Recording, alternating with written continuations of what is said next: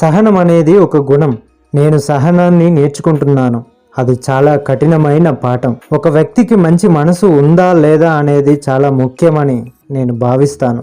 పొద్దున్నే లేచి భవిష్యత్తు బాగుండబోతుందని అనుకుంటే ఆ రోజు ఉజ్వలంగా ఉంటుంది, లేకపోతే అది బాగుండదు.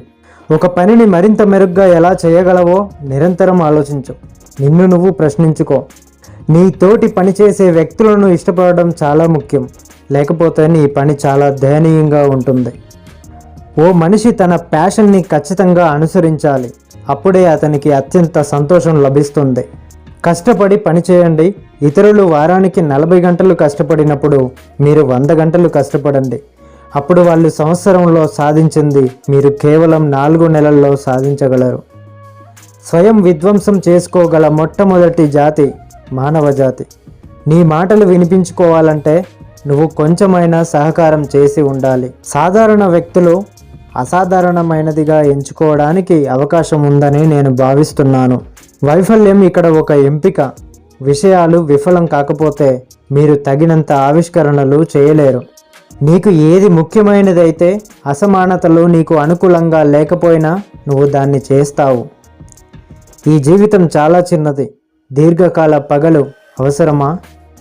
నేను కాలేజీలో ఉన్నప్పుడు ప్రపంచాన్నే మార్చే విషయాలలో పాలు పంచుకోవాలనుకున్నాను. ఇప్పుడు నేను ఉన్నాను. నువ్వు ఒక కంపెనీ స్థాపించాలి అనుకుంటే అది ఒక కేక్ తయారు చేయడం లాంటిదే. సరైన నిష్పత్తిలో అన్ని పదార్థాలు నీ దగ్గర ఉండి తీరాల్సిందే. పారిశ్రామికవేత్త కావడం అంటే గాజులు తిని మృత్యువు అగాధంలోకి చూడడం లాంటిది. గొప్ప కంపెనీలు గొప్ప ఉత్పత్తుల వల్లే గొప్పవయ్యాయి.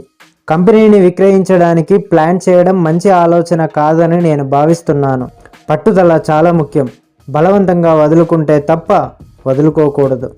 కొంతమంది మార్పుని ఇష్టపడరు, కానీ దాని ఫలితం ఒక విపత్తు అయినప్పుడు నువ్వు మార్పుని స్వీకరించి తీరాలి.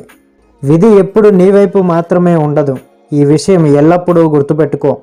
హెన్రీ ఫోర్డ్ చౌక కార్లని తయారు చేసినప్పుడు ఇవెందుకు, గుర్రాలున్నాయి కదా అని చాలామంది అన్నారు.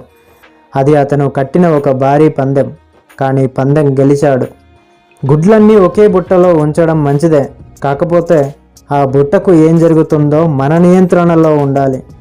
నేను ఒక నిరాశవాదిగా కరెక్ట్ అవ్వడానికంటే ఓ ఆశావాదిగా రాంగ్ అవ్వడమే మంచిది అనుకుంటాను. నీ లక్ష్యం ఏంటో అది ఎందుకో తెలిసినప్పుడు నువ్వు బాగా పనిచేస్తావు. మానవుడు తన స్వంత విధ్వంసకుడిగా వ్యవహరించగల శక్తి కలిగి ఉన్నాడు. చరిత్రలో చాలా వరకు ఇతను ఇలాగే వ్యవహరించాడు. నాకు భయం లేదని కాదు, నిజానికి నాకు భయం కొంచెం తక్కువ ఉంటే బాగుండు. అది నన్ను పరధ్యానపరిచి నా బుర్రను వేడెక్కించేస్తూ ఉంటుంది.